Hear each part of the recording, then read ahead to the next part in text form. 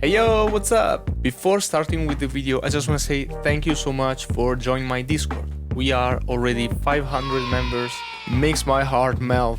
So thank you so much for the support. We are giving each other feedbacks and stuff. It's really awesome. Thank you so much. If you didn't join, just let me say you that you gotta join. You gotta join the Discord gang. Discord gang. Little disclaimer, watch the whole video because there's gonna be a little extra. It's a little present that from now on in every video I release on YouTube and every patch I release, there's gonna be this little extra thing, extra gift to all my Discord members. Stay tuned to discover what it is. The Discord gang have chosen. The next patch will be an SSL compressor and boom! Here it is. It's called SSL Compressor. How original. SSL Compressor plugins are straight emulation of the SSL hardware, the boost compressor, the glue compressor. It has a lot of names. It's a VCA compressor. What are the characteristics? It's very transparent, very clean, very good on buses, like drum buses for example, but it's also very good in parallel. In a digital environment, you can emulate a VCA type of compression very easily with a digital compressor. Just focus on the ratio and the time of the attack and release, and you're basically good to go. So let's go ahead and see what my patch does. The main engine of this patch is this compressor here, which is a free delimiter. We have a sidechain function with an highpass. We also have two types of distortion that you can apply to the signal, which I really like. And you can also blend the original signal in, so you can handle parallel compression inside the patch, which is always a good thing. The knobs. We have a threshold, which is of course the threshold of the compression. We have a ratio. You can set it to 2, 4, and 10, just like the original hardware. We have an attack knob, which is also a step knob, 0.1, 0.3, 1 millisecond, 3, blah blah blah. So the legendary attack timing of the hardware, of course, with some extra steps that I have introduced. The release, same thing, 0.1 second, 0.2, 0.4, 0.6, 0.8 and 1.2. There's no auto release function because I tried to emulate that, but I feel I couldn't nail it. Instead of it, I introduced this smooth button, which introduced a sustained time to the compression, which is on by default in the free delimiter compression. We also have this curve, which is a 8-step slider. Pretty weird in my opinion, but since this compression has it, why not having a function that allows you to experiment with this curve? In the end, we have the makeup gain, which is just the output volume of the compressor. Lift and crunch. I'm gonna show to you what they are. We have lift, this type of distortion, basically lift the quiet stuff over the loud stuff. The crunch, it's just saturation. Works very well in my opinion when you use this patch in parallel. And that's why we have this dry volume here. And you can mute the dry signal by clicking this. So if this one is gray, it means that the dry signal is muted. If it's on, it means it's passing through. You can also turn down the volume to 0, so you have a few options to deal with it. We have a high pass filter sidechain, so you can just forget the low bottom end and just compress everything else and apply the compression to the whole signal. It's something that I do a lot with the FAB Filter Pro C, and this active, it's a global bypass. Examples. Let's load some examples.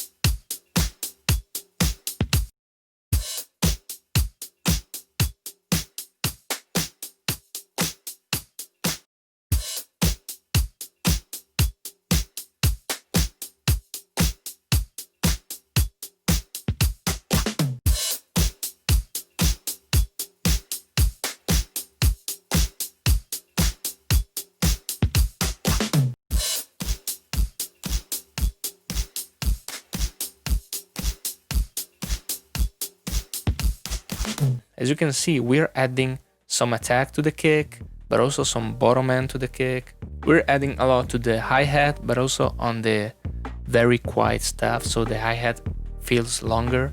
So I surely added some excitement to this loop, but if you think about it, now it has more bottom end, it has more top end, but I use no EQ, and it also feels more fat because we added a lot of harmonics to it, so the kick feels more. If you want to make something brighter or more boomy, you don't really need all the time an EQ. Maybe you just need a compressor. So I also did a very basic production just to show you that with compression you can make average stuff sounding good. So let's listen to this beat dry.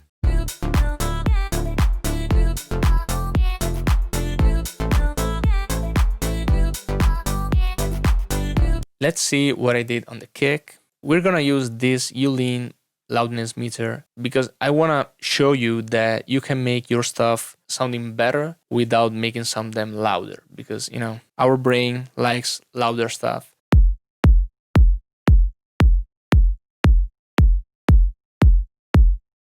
As you can see, the perceived loudness it's the same, but the waveform shows you that we're doing quite a lot.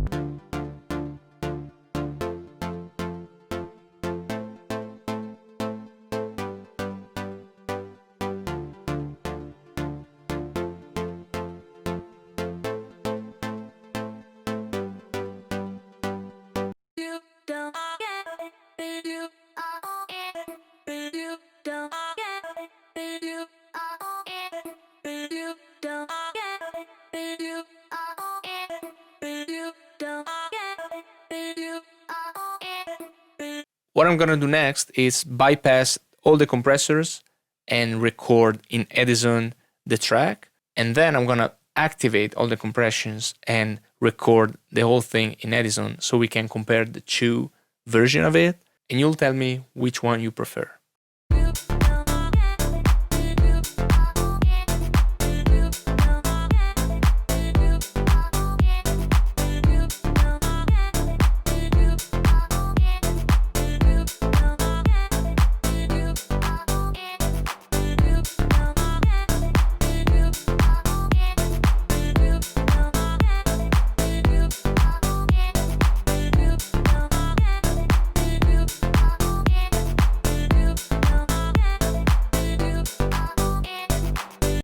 As you can hear and see, they are at the same perceived loudness, but the one that is affected by the compressions feels way more consistent, the kick is cutting through, the bass is more steady, the hi-hat feels more powerful even though it's not higher in volume, you know, it's just better.